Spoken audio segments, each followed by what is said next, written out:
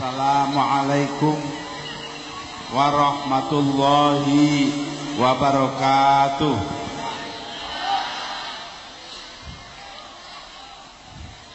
Bismillah walhamdulillah wassalatu wassalamu ala rasulillah Sayyidina Muhammad ibn Abdullah sallallahu alaihi wasallam wa ala alihi wa sahbihi wa man tabi'ahu wa nasarahu wa wala hawla wala quwwata illa billah. Ulama'ana al-kiram wa habaibana al-afadil wa zu'ama'ana al-a'izzah, para pejabat pemerintahan yang hadir di sini, khususnya Bapak Bupati Kabupaten Sumeneb, para pengurus Nahdlatul Ulama, para pengurus Dewan Pimpinan Cabang PKB, hadirin dan hadirat yang saya muliakan. Alhamdulillah, siang ini kita berada di sini untuk bersama-sama mengikuti pengajian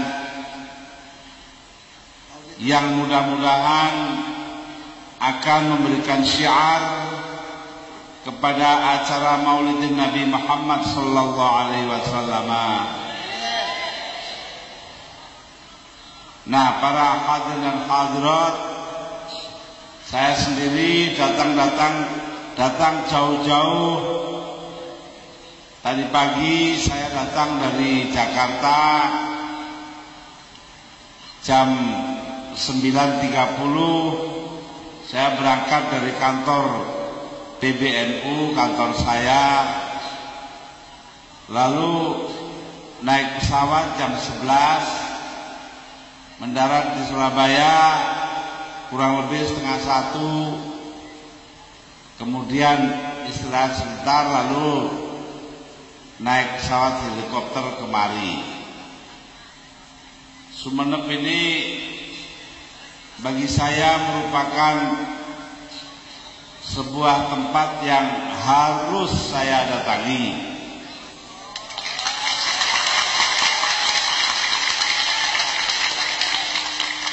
Pertama, karena saya sebenarnya adalah keturunan orang Sumeneb.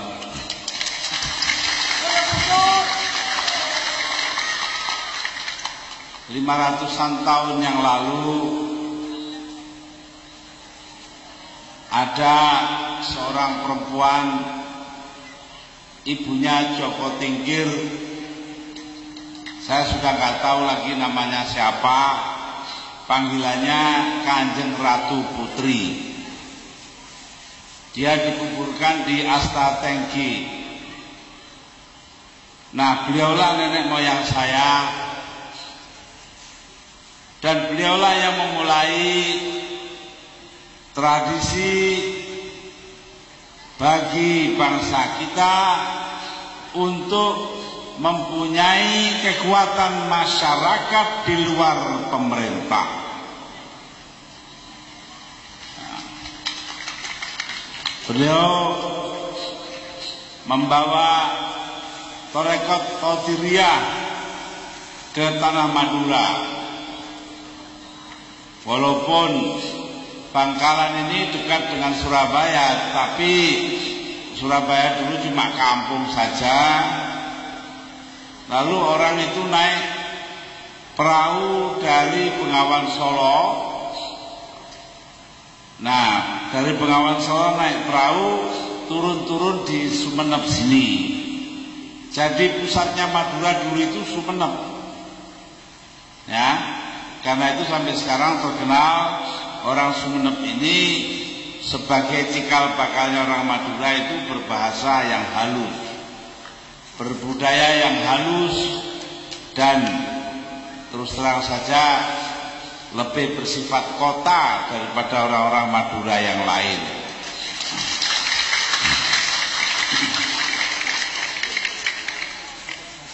Ya saya tidak tahu ini ya. Nah, cuma sekarang ada jalan raya melintang dari Sumeneb ke barat sampai ke Bangkalan. Karena Bangkalan ini lebih dekat ke kota Surabaya, maka dianggap pusatnya Madura itu Bangkalan. Mungkin sekarang, dulu tidak. Banyak sekali raja-raja Jawa adalah keturunan dari Sumeneb. Yang bukan raja juga gitu kayak saya itu. Nenek moyang saya orang Sumeneb. Nah, ketika Sultan Hadiwijaya dari Pajang, dia diberontai oleh anak angkatnya Sutawijaya, dan Sutawijaya ini bertanding dengan Sultan Hadiwijaya menang. Maka Sultan Hadiwijaya yang belakangan bernama Joko Tingkir akhirnya lari ke Madura ke ibunya, dan di sini minta Kanjeng Ratu Putri ibunya untuk memberikan kesaktian. Beliau memberikan kesaktian atau terkenal bahasa Jawanya kanuragan. Tidak tahu orang Jawa, orang Madura itu manggilnya apa? Sama ya, orang Jawa ini kanuragan. Ya sudah, tidak tahu saya. Nah, kemudian dengan membawa 40 macam kanuragan, Sultan Hadiwijaya kembali naik perahu. Kemudian terus ke arah muara Bengawan Solo, terus nah di selatannya Paciran, sekarang masuk apa itu Kabupaten Lamongan, terkenal tempatnya Amrozi. Nah, beliau mengisi air tawar, air bersih malam-malam semalam dan nginep. Lalu datang gurunya kepada Sultan Hadiwijaya. Guru itu mengatakan, kamu dapat 40 macam kanuragan, mau kembali ke Pajang, kamu mau merebut kembali tahta kerajaan, betul begitu? Ya. Nah, itu jangan, kamu akan kalah. Karena itu biar kamu tetap tinggal di sini saja di Pringgoboyo, bikinlah pesantren untuk didik rakyat. Tidak perlu jadi penguasa, jadi kiai mendidik rakyat sudah cukup. Nah, ini diabadikan di dalam tembang Jawa. Tembang Jawa ya nanti saya terjemahkan, saya bunyikan biar kroso tembang ya. Lagu Jawa sigro milir sang gedhek sinangga pacul kawan dosa kang yakeni. Melajulah wahai rakit, didukung oleh 40 ekor buaya yang menjaga rakit tersebut. Artinya apa? Dia didukung oleh kesaktian dan kanuragan kalau berada di atas rakit. Tapi begitu dia masuk ke air terjun lagi, dia akan dikejar oleh buaya yang 40 ekor itu dan dimakan. Nah itu.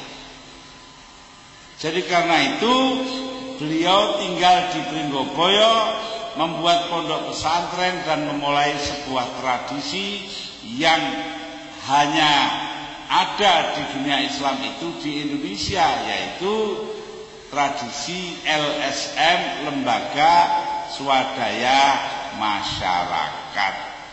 Jadi kalau ada sekarang ada LSM seperti LBH, Lembaga Konsumen, apa saja itu semua belajarnya dari orang-orang kelahiran Sumenep. Nah, demikianlah Sumenep ini merupakan perwujudan daripada kekuatan Islam yang tidak perlu dirupakan dalam bentuk lembaga atau institusi, tapi cukup dalam bentuk budaya saja. Contohnya tadi saya datang di rumahnya Habib Alwi, Habib Muhammad, kemudian datang ke tempat ini disambut oleh zibaiyah, oleh, kalau orang Jawa bilang ini, orang Jakarta bilang ini, oleh apa itu namanya, tradisi mengelulukan marhabanan, mengelulukan Nabi Muhammad sallallahu alaihi wasallam. Ini namanya budaya. Karena itu saya mengejar dan sampai sekarang belum dapat. Dari Pulau Sepodi yang ikut dalam Kabupaten Sumenep ini dulu katanya almarhum Kyai As'ad Samsul Arifin ada yang namanya Pamongrogo Pamongroso, sebuah tembang tulisannya Arab berbahasa Jawa. Ini tembang ini diambilkan dari serat Centini, yaitu serat yang dibuat atau sajak yang dibuat oleh seorang dari Keraton Solo, ya. Nah, Ronggo Warsito. Ronggo Warsito ini murid dari nenek moyang saya yang lain yang tinggal di sana, tapi istrinya datang dari sini, dari Sumenep, yaitu Ki Kasan Besari. Ki Kasan Besari Ponorogo itu akhirnya mempunyai murid namanya Ronggo Warsito, aslinya Burhanuddin. Nah, dia ini yang ngarang kitab Centini. Dalam kitab Centini itu ada bagian yang namanya Amongrogo Amongroso. Di Madura atau di Sumenep terkenal dengan nama Pamongrogo Pamongroso. Malah tadi saya diberitahu sudah ganti nama lagi. Sudah bukan Pamongrogo Pamongroso tapi Pelitaroso Pelitarogo. Tidak tahulah yang mana yang betul. Tapi satu hal, artinya orang Sumenep mengutamakan masalah budaya, tidak mengutamakan lembaga. Apa sih lembaga bedanya dari budaya? Ya gampang saja. Orang riba iya, orang halal bihalal, orang menghormati orang tua dan sebagainya, itu semua termasuk budaya kita. Baca selawat, ziarah kubur, ya. Nah, kalau lembaga NU, Muhammadiyah, Majelis Ulama Indonesia, sekarang dipanggil MUI, ya, panjangnya diplesetkan katanya Majelis Urusan Inul.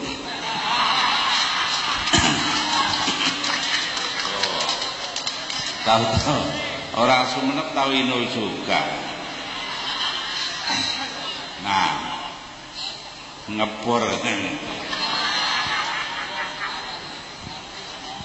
Kalau ada jalan rusak di Sumenep sini, ya, nanti rakyatnya ngomentari, oh ini jalan rusak dipakai ngebor Inul. Nah, iya, dulu saya holnya Sunan Bonang, hujan deras, tidak bisa pidato serius. Saya bilang pada hadirin-hadirat sana itu, bapak-bapak, ibu-ibu, saya baru-baru ini hari raya besar. Hari raya besar, saya ucapkan selamat Idul Adha. Lulai.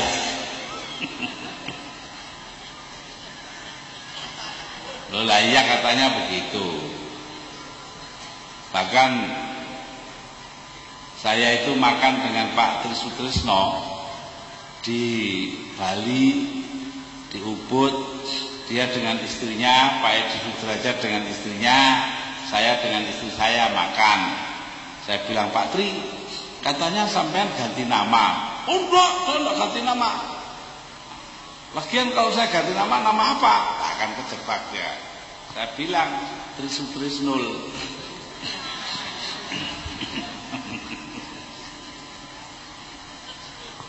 Nah, para hadirin hadirat, budaya itu begitu. Cara hidup orang Sumenep ini terkenal kalem, bahasanya halus karena budayanya tinggi. Dia tidak mementingkan institusi atau lembaga, ya, tapi mementingkan budaya. Nah, contohnya yang mementingkan lembaga itu dulu Pak Harto. Pak Harto tahun 1989, jadi kira-kira 14 tahun yang lalu, itu menganak emaskan, dianggap hebat, mengistimewakan apa yang dinamakan ICMI, Ikatan Cendekiawan Muslimin Indonesia. Itu kan lembaga ikatan. Nah, sedangkan kita waktu itu di Nahdlatul Ulama diam saja. Pak Habibie datang jatuh saya, Pak Tur, saya minta Anda jadi Dewan Pakar, Ketua Dewan Pakar ICMI. Saya bilang, Pak, yang lain sajalah Pak, jangan diganggu. Nah, tolak. Kita mementingkan adanya budaya. Nah, itu marhabanan, baca Quran, tahlilan, ya halal bihalal, baca doa, semua itu termasuk budaya. Termasuk juga menghormati para ulama dan habaib. Semuanya itu sebagai pencerminan daripada kepatuhan kita kepada akhlakul karimah yang mereka bawakan. Nah, ini ada azan ya. Suara azan tapi biar aja lah sekali-sekali. Kita langgar, kenapa? Saya tidak bisa lama-lama di sini. Kesininya naik helikopter, jamnya sangat tertentu. Kalau terlambat nanti terpaksa nginep di sini. Saya pulang naik mobil lah, helinya kan kasihan. Jadi karena itu saya juga tidak bisa lama-lama. Ada azan, tidak ada azan, diterak saja. Ya tidak apa-apa, sekali-sekali. Al-insan mahalul khata' wan nisyan. Manusia tempatnya kesalahan dan lupa. Nah ini. Jadi karena itu ya saya sengaja khotoknya ini biar aja tuh. Ini khotok yang tidak seberapa besar. Ya. Nah, para hadirat, ini sesuai. Kalau dulu lembaga kita utamakan, maka kita lebih mementingkan budaya. Biar lembaganya kuatnya seperti apa? ICMI didukung oleh pemerintah habis-habisan, NU warganya dibiarkan seperti itu. Nyatanya sekarang ICMI-nya kelenger, NU-nya tetap seger. Iya toh? Nah, dalam arti mengagungkan budaya inilah seorang penyair Arab mengatakan, waladatka ummuka ya ibna Adam bakiya wan nasu haulaka yadhaku nasurura fajhad lina sika antakuna idza bakau fi yaumi mautika dhahikam masrura. Ibumu, wahai anak Adam, melahirkan engkau ketika itu menangis. Siapa anak Adam? Siapa anak Adam? Manusia. Ibumu melahirkan engkau anak Adam. Ketika itu engkau menangis bahagia. Ada enggak kira-kira orang lahir begitu lahir tuh ho kan enggak ada. Ya bayi lahir itu nangis. Wah, gitu toh. Nah, wan nasu haulaka yadhakuna surura. Sedangkan manusia sekitarmu semua tertawa karena gembira. Mengapa gembira? Bayinya lahir selamat. Ya toh? Bapaknya, pamannya, saudaranya, semua itu tertawa karena bayinya lahir. Padahal yang lahirnya nangis loh. Fajhat li nafsika, maka usahakan bagi dirimu, ya. Idza bakau fi yaumi mautika, ketika mereka menangisi kamu pada hari kematianmu. Loh, orang semua nangisi. Masya Allah, tetangga yang baik kok mati, siapa yang akan nolong kita? Masya Allah, ada pejabat yang jujur, tidak terlibat KKN kok mati, siapa yang akan mimpin kita? Lalu Masya Allah, orang kaya yang baik hati menolong tetangga-tetangga yang susah ditinggal, meninggal, diambil Allah. Lalu siapa yang nanti jagai kita? Nah, ketika semua orang nangisi kita pada hari kematian kita itu, justru yang mati itu dhahikam masrura, orang yang tertawa karena diberi kegembiraan. Ada toh mayit itu ya, mayit itu enteng gotongnya, tersenyum, meninggalnya tersenyum. Karena apa? Mau meninggal kelihatan surga itu, indahnya bukan main. Dia terus merasa, oh saya langsung diterima surga, tersenyum dia. Tapi ada lagi orang potongannya putih setengah mati, orangnya merengut saja, mau meninggal masih ingat, oh tetangga, kambing saya dipinjam tetangga belum dikembalikan. Ini ini. Ya, jadi karena itu usahakan bagi dirimu. Ketika orang-orang menangisi engkau di hari kematianmu, justru engkau sendiri yang tertawa gembira. Betul? Ya harus begitu hidup itu ya. Itu semua budaya. Hidup kita bikin orang lain itu kehilangan kita, justru kita yang akan mendapat surga. Waladaka ummuka yabna Adam bakiya wan nasu haulaka yadhaku nasura fajhad li nafsika antakuna idza bakau fi yaumi mautika dhahikam masrura. Ya ini. Nah, para hadirin hadirat, itulah pentingnya berbudaya. Ini kalau terjemahan kontemporer, terjemahan tafsiran zaman sekarang, itu hadis Nabi Muhammad sallallahu alaihi wasallam. Al-Islamu ya'lu wa la yu'la alaih. Islam itu unggul, tidak bisa diungguli. Ya apa tidak? Nah, Islam itu unggul, tidak bisa diungguli, walaupun keadaannya umat Islam seperti sekarang, podo melarat, bodoh-bodoh, kekayaannya terbatas. Lah kenapa kok dibilang unggul? Karena berbudaya sangat tinggi. Tuh ya, berbudaya sangat tinggi itu. Jadi orang Sumeneb itu ya harus bangga berbudaya sangat tinggi. Ya. Ini jangan nanti kayak apa bangga-banggaan saya naik dewe, ada orang Pamekasan dengan orang Bangkalan geger.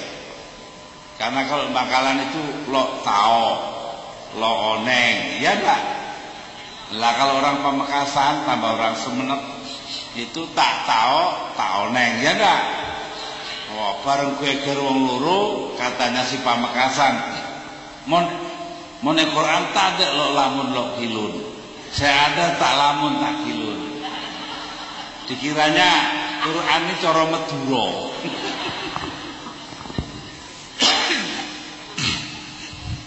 Lah iya, mon Quran tak lamun tak kilun. Ya memang bahasanya lain.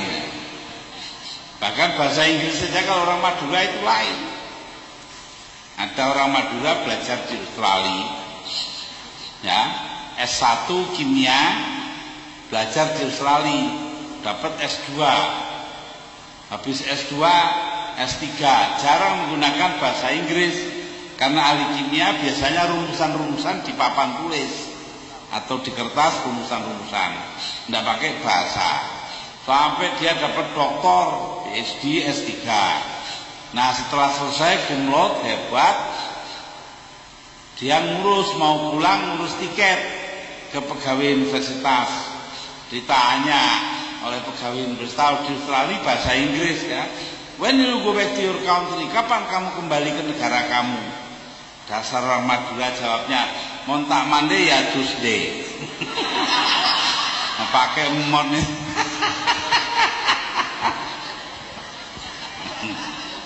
Makanya jangan ditiru, nanti ditiru ya.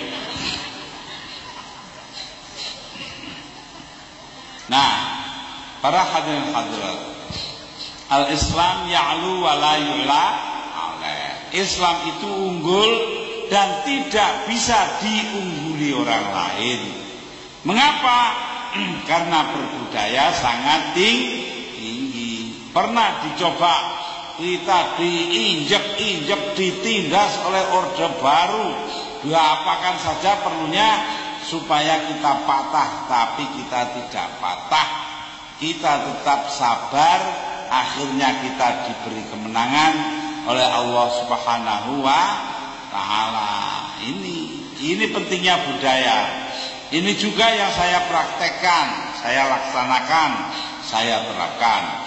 Ketika MPR mengadakan sidang istimewa untuk melengsarkan saya perbuatan melanggar undang-undang dasar, saya masih sabar karena menyangkut pangkat kepresidenan. Di negara ini tidak ada pangkat setinggi apapun yang harus dipertahankan dengan tetesan darah.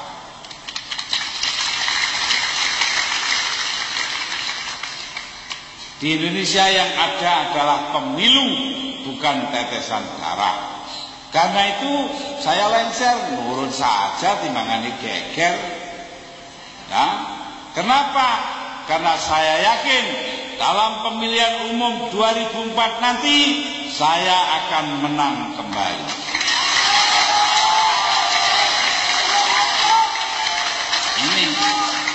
Ini masalahnya.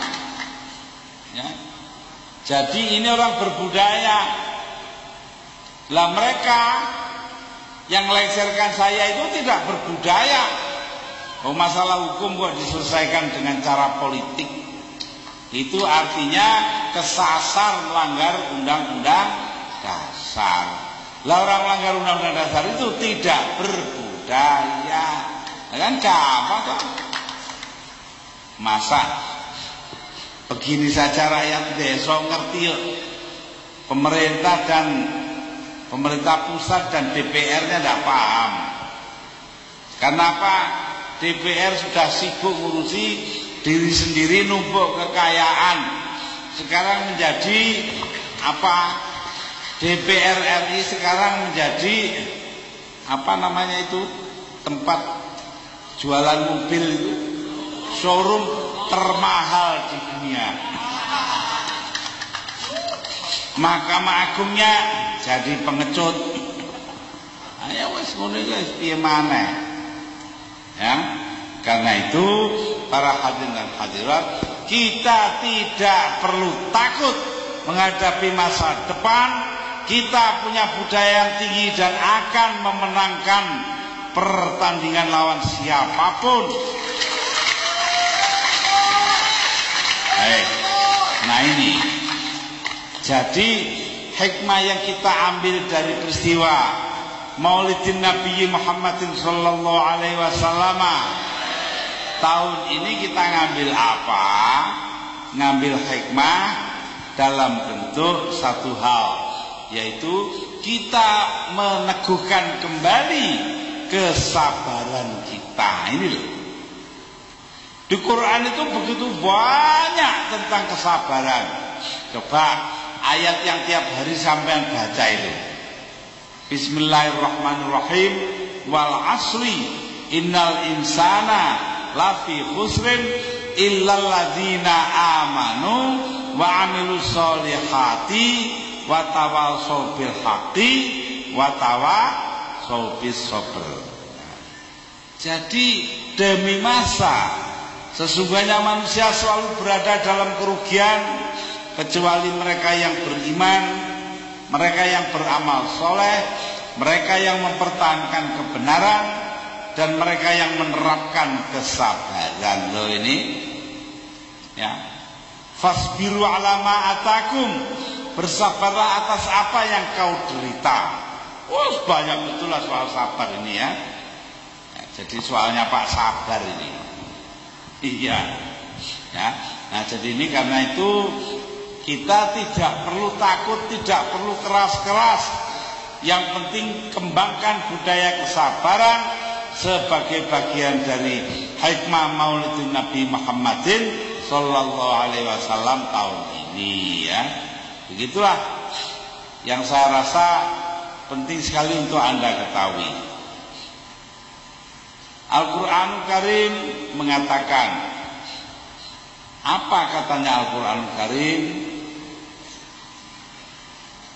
Laqad kana lakum fi Rasulillahi uswatun hasanah liman kana yarjullaha wal yaumal akhir wa dzakarallaha katsira.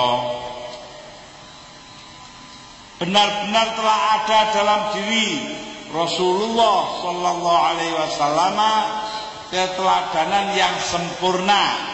Uswatun hasanah itu terjemahan harfiah, itu keteladanan yang baik, tapi maksudnya di situ baik berarti sempurna ya. Jangan kayak uang murid-murid. Ada seorang perempuan marah-marah kepada mantunya. Mantunya ndonga ngejak wong akeh ndonga. Rabbana atina fid dunya hasanatan wa qina fil akhirati hasanatan wa qina adzabannar. Ngejak ndonga kan apik ta itu? Ya Allah, mudah-mudahan kau berikan akhir yang baik di dunia dan di akhirat. Lalu pulang-pulang mertuanya marah, perempuan. Apa kata mertua perempuannya? Kamu sudah saya kasih, Mbak Yunya masih minta hasanah. Nah iya, makanya saya kawani ndonga Rabbana atina fid dunya hasanah, karena takut mertuanya salah paham. Ya. Nah, ini memang orang penuh salah paham.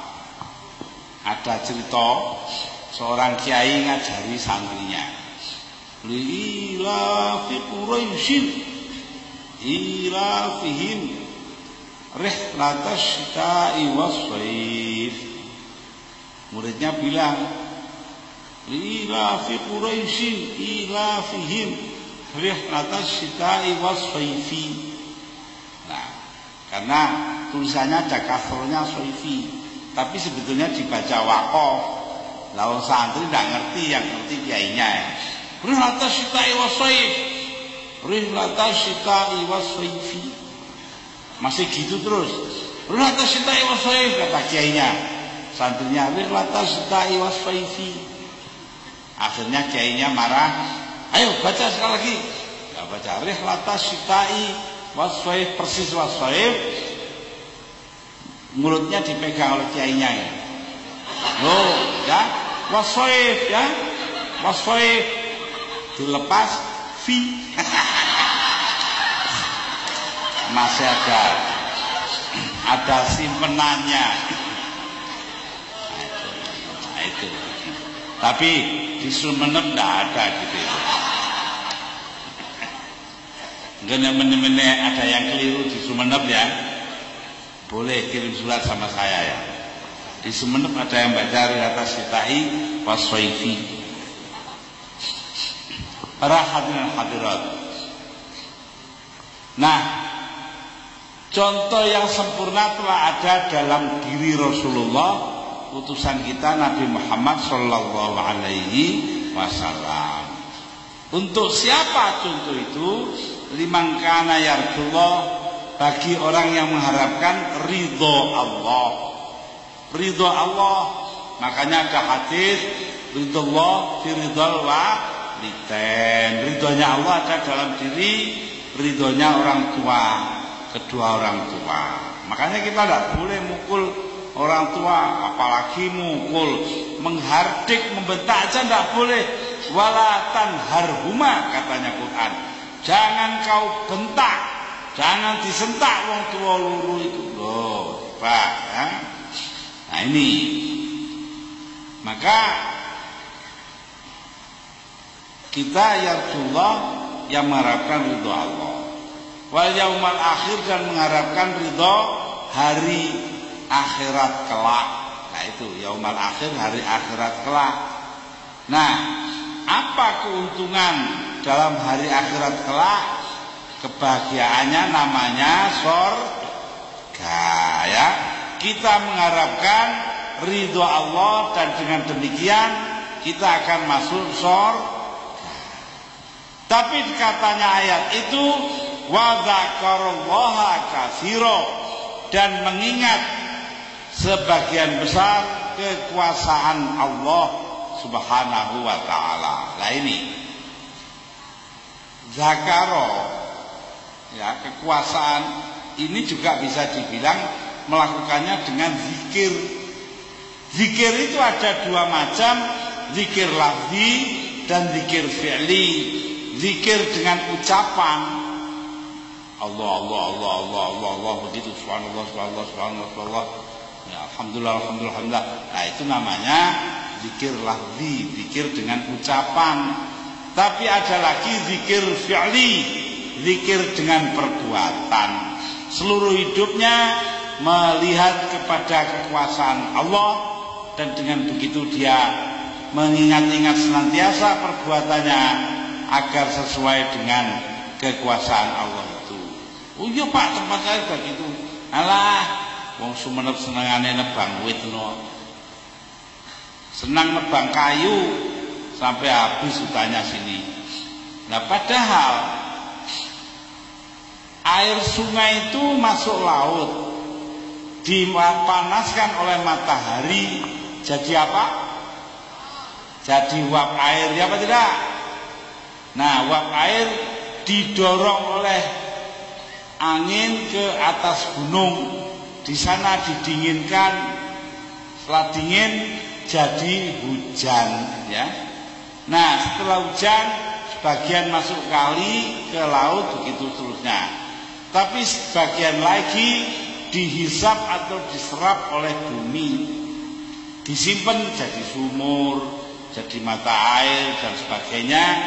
Itu nanti di waktu kemarau, di waktu terik-teriknya itu air masih ada, tidak kering. Lah yang nyimpen air itu siapa? Yang nyimpen air itu akar-akar. Lah akar ini dari mana?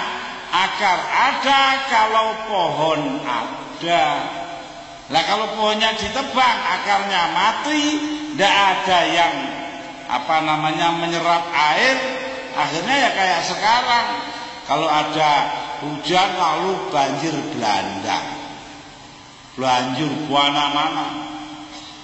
Maka itu Sumenep itu harus mengembalikan hutan di sini, jangan ditebangi pohon-pohon. Tanamlah pohon-pohon. Jangan seperti orang Lamongan. Katanya orang Lamongan apa? Setelah pohon ditebangi habis, maka katanya Lamongan ini kalau kemarau orang nggak bisa cebok, nggak ada air. Tapi kalau musim hujan orang nggak bisa jongkok karena banjir. Nah iya, ketika ora iso cewek, ya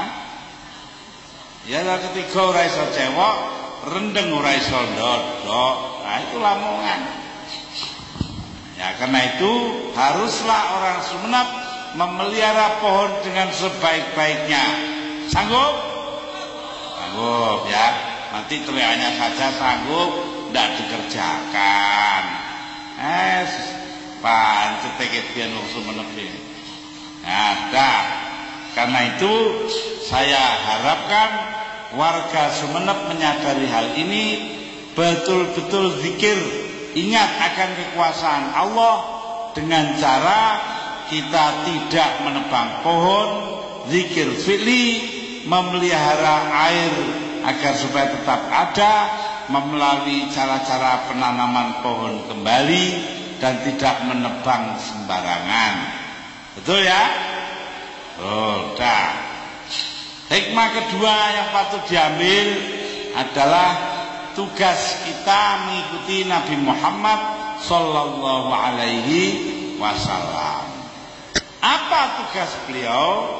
Katanya Al-Qur'anul Karim, Bismillahirrahmanirrahim, wa ma arsalnaka illa rahmatan lil alamin. Nah, siapa orang dulu? Gak dijalakno ya, apa ini? Apa artinya? Tiadalah kuutus engkau Muhammad sebagai utusan tentunya, kecuali untuk membawa persaudaraan. Loh itu loh, sama-sama satu rahim, satu kandungan. Kandungan turunannya Siti Hawa, ya itu Nabi Adam punya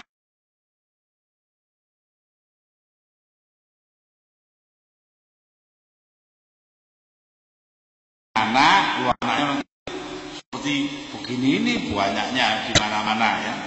Nah, karena itu kita bersaudara satu sama lain. Beda bangsane, enek Madurane, enek Cinane, enek Arabe ya. Enggak apa-apa, biasa saudara kok. Caranya berbeda, bahasanya berbeda, adat istiadatnya berbeda, agama berbeda, enggak apa-apa. Masing-masing nanti di akhirat akan ditentukan oleh Allah Subhanahu wa taala mana yang amalnya diterima, mana yang tidak. Katanya Al-Qur'an Karim, Bismillahirrahmanirrahim, ya. May yabtaghi ghairal islami dinan fala yuqbal minhu wa huwa fil akhirati minal khasirin. Siapa yang mengambil selain Islam sebagai agama, selain Islam ya, sebagai agama, fala yuqbal minhu, maka amal perbuatannya